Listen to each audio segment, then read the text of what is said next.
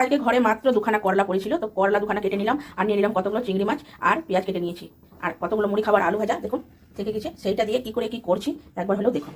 তো কড়াই তেল দিয়েছি, তেলের উপরে দেখুন পেঁয়াজগুলো দিয়ে দিলাম। দিয়ে দিলাম আমি করলা, একটু ভালো করে নেড়ে চেড়ে ভেজে নিলাম। তো দেখুন আমার সুন্দরভাবে পেঁয়াজটা আর করলা ভাজা হয়ে গেছে। আমি এবার দিয়ে দেবো চিংড়ি মাছগুলো। চিংড়ি মাছগুলো দিয়ে দেবো, নুন হলুদ দিয়ে দেবো, তার সঙ্গে ভালো করে ভেজে নেবো। তো দেখুন চিংড়ি মাছটা নেড়ে চেড়ে নেবার পরে আমি এখানে দিয়েছি আদা রসুনের পেস্ট, একটু লাল লঙ্কার গুঁড়ো, হলুদ গুঁড়ো, নুন আর সামান্য 2 কাপ চিনি দিয়েছি।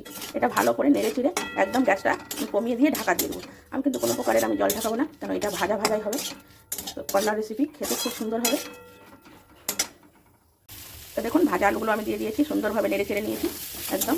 তো আমার চিংড়ি মাছ করলার রেসিপিটা একদম রেডি হয়ে গেল। তো এইটা দিয়েই মনে হয় ভাত খেয়ে যায়, কিছুই লাগবে না, এত সুন্দর টেস্টি হয় আর এত সুন্দর খেতে লাগে। যারা খেতে ভালোবাসেন তাদেরকেই ভালো লাগবে, যারা খেতে ভালোবাসেন না তাদেরকে আলাদা কথা।